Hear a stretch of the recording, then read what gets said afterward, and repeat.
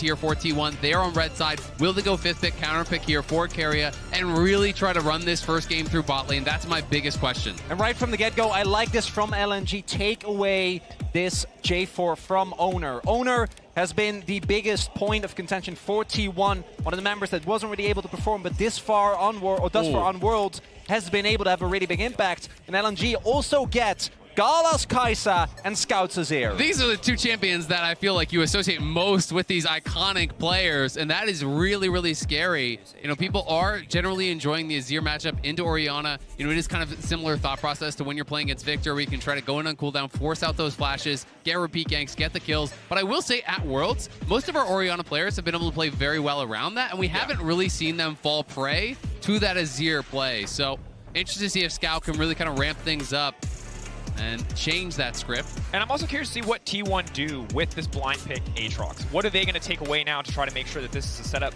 matchup for success for Zeus? Because when I look at the first 3 picks on the side of LNG, I feel like they got everything they could possibly want here between the Azir as well as the Kai'Sa. What do they actually want to take away now on the side of T1 to make sure they're getting something out of this Aatrox pick? I mean, I think you could just ban Renekton if you're going to ban another top laner, but they might just go more towards supports. You know, the Jax is already banned out. I do think you can ban out Renekton. It's obviously a great option. K'Sante, you think you're generally happy about playing into that matchup as the Aatrox, but it is just going to be a focus on supports here, and maybe going to be a pick for support on 4 even for T1 to really kind of thin the pool. Yeah, I wouldn't be surprised if LNG opt into the Senna ban here. We've seen the Senna be really successful into Kai'Sa specifically.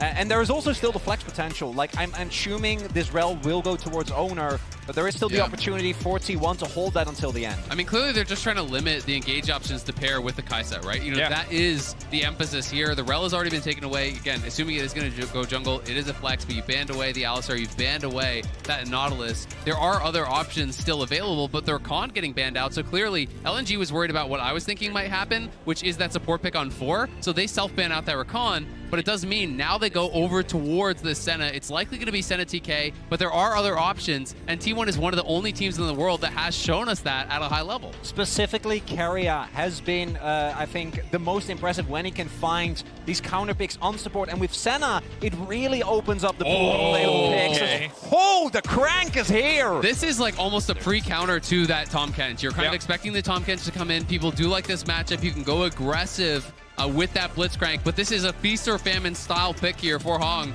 and he's going to have to perform well, because if you fall behind on Blitz, you become useless fast. And this Gwen actually is the counter pick that T1 opted into in Game 5 of the finals last year into the Aatrox. We'll see if Zika has a better time. Didn't work back then. What is going to be the R5 counter pick here? I mean, this is, I'm expecting it to still be the TK, but, you know, is he going to go another option? Because I do think there's a lot of other good pairings. I've seen things like Cho'Gath. Neela is something that I've heard about. Neela's going to get locked in. It is the Neela Senna lane. This is something that a lot of people have been kind of whispering about it, talking about it in solo queue, popping up in scrims as well. The ability to all in here is really, really high. You can play it aggressive, and I think it's going to be a true support Senna. It's not going to be the fasting Senna here. It is just going to be a full-on Senna support. This is really exciting to see this brought out in such an important match. Absolutely. A crazy curveball to throw in Game 1. If you manage to come out... Started to more, so you want to pick Neela basically range style. You're going to see that are more kind of tanky options, and they just act as like a pseudo engage, that primary engage. You know, what kind of a build is he going to go? That it really remains to be seen. Something we're going to have to find out as we get onto the Rift for Game 1 here. Massive quarterfinal for all of the LCK. The last hope, T1 on the red side versus LNG. Of course, you can connect your League of Legends account with Prime Gaming to grab the exclusive Braum W emote. Get those rewards. Get in there. And we've already seen Hong actually place an early ward to try and take control of the brush. Obviously, into any Neela lane, you're going to try and make sure that you can actually threaten with the Blitzcrank, because if you just let Guma and Keria take control of the lane level 1, it can become really hard to play out, as once you get an experience lead, actually retaking control can be tough. I mean, Blitz just has to threaten all-ins in basically every Blitz lane ever, right? You offer nothing other than that. So, especially against a ranged support like the Senna, Keria doesn't have to farm. You're just going to be purely focused on harassing this Blitz, poking down this Blitz. And if Hong is not able to put on that pressure, if he's not able to step up and really make them worried about those hooks, then it's going to be tough, and they're going to use this pressure here. Level 1, really strong with both the bot laners there from T1 there to assist. Oner moves in. He's going to be able to steal away the Raptors and see if he can find anyone on the red. Doesn't see it, so he's just going to go back up towards his blue buff, looks like. Seeing what angle they can find to maybe generate an early advantage here, get something done. Finally, matchup, I think, is we're just going to keep coming back to it because it's so interesting, because it's such a unique duo of champions, but it's going to be frustrating for side of LNG, or it could be effortless. If they find a single all-in, if you shut this bot lane down early, it can fall apart. But if you play a slow lane against a champion who heals, Senna, a champion who boosts healing, Neela, you're not going to get anything done. And right now you can see how Gal and Hung already on the back foot here. Not able to walk up. Early level 2 comes through, courtesy of the experience sharing from Guma as he grabs those creeps and just makes the lane that much more difficult. And both these champions, you know, we talked about, Scout's going to have to flash. Flash to the safety, clockwork windup. Faker not going to overextend. Not going to step too far forward to push that advantage, but excellent start for him in the mid lane. Yeah, nicely played. Scout just went to the side to try to get a ward down, and Faker felt safe, you know, knows that he has like his jungler relatively close to him, you know, knew that he was able to play towards that side, just chases him down, forces the flash. At the same time, T1 are aware that Tarzan is somewhere on the top half of the map, right? They have the ward on the red, know that it hasn't been taken, so I think Faker not moving too far forward there and committing his flash, definitely something that is more risk-averse and ends up working out well. Although we are seeing Tarzan take that Raptor camp, maybe might be looking for a gank afterwards. Faker is pretty far up. Well, and look where Faker is positioning, though. You can see him playing towards the bottom side of this lane. He's going to play towards the side that his jungler is. You know, he's always going to be hugging more towards that side. He has the ward up on top side right there at the top of your screen, so he's going to be able to have time to react if this does come. You can see the wave was bounced, and it's pushing slowly towards him. So Faker will take the base. He'll just TP back in. It's also worth noting that he is playing Comet. We see so many different options here for the Orianna as well as the Azir. Some people playing Halo Blades. This is the Conqueror style, so it is likely to be Nashor's. It's likely to be Liandry's as well for Scout, and we'll see if that is going to be the option. Obviously, can go Crown as well. There's just so many different styles that people can go towards. No flash, though. Incredibly flexible champion. Scout now stepping backwards. Should be okay here unless Oner's willing to burn a summoner spell, but Tarzan there to cover. Means the play will fizzle out, but topside, botside completely isolated. They're getting to do what he wants on the top side of the map, and it is paying off thus far. 31-18 the CS. Will even up a bit as this wave comes in, but you can see already that the Gwen has a pretty sizable advantage versus the Aatrox early on.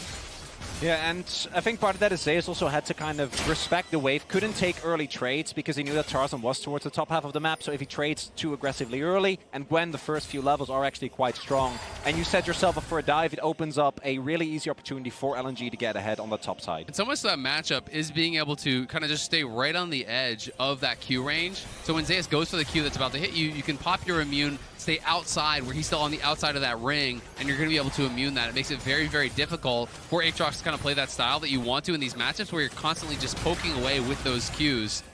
Because Gwen has the ability, both with that immunity and also with the skip and slash, to dodge to the side, to trade back really effectively, and to take all in. So it is a very tough matchup that scales incredibly well, and I'm so interested to see how Zika is going to perform, because this guy has just improved by leaps and bounds over this last year.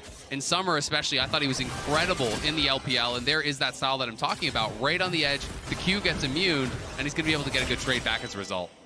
Excellent Q2, though, to ensure the pullback does come in. That said, Zeus still not coming out on top in these trades. Will get easier once he has some natural sustain to come through from the Gore Drinker, but right now, Gwen running the top side of the map. Oner there just to cover, just to pick up the Krugs.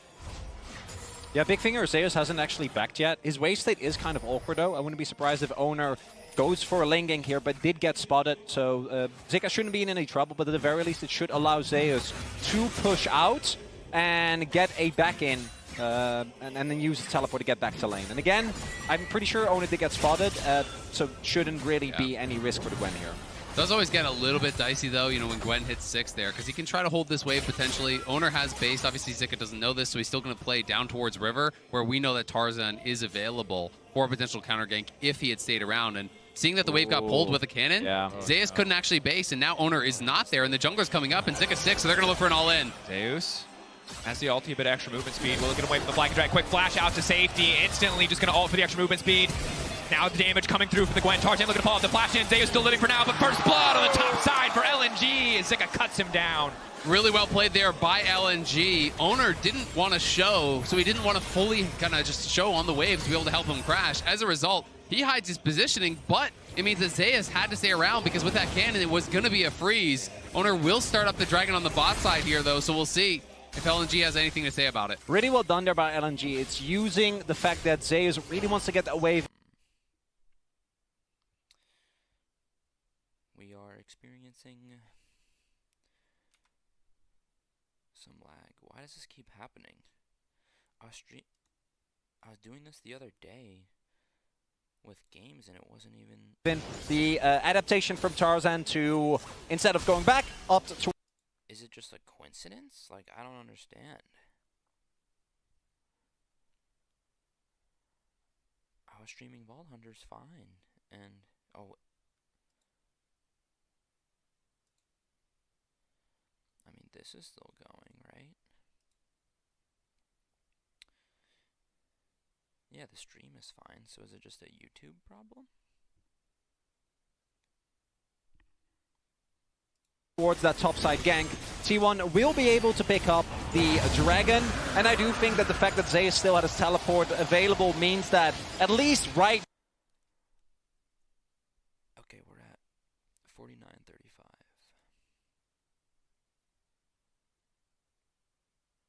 If I refresh, what's gonna happen?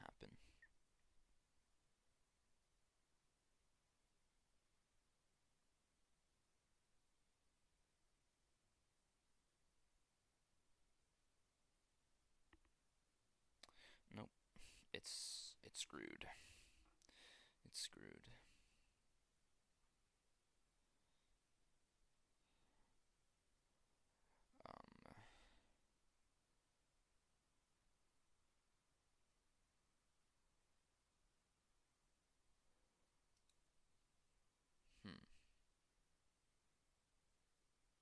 Are we back?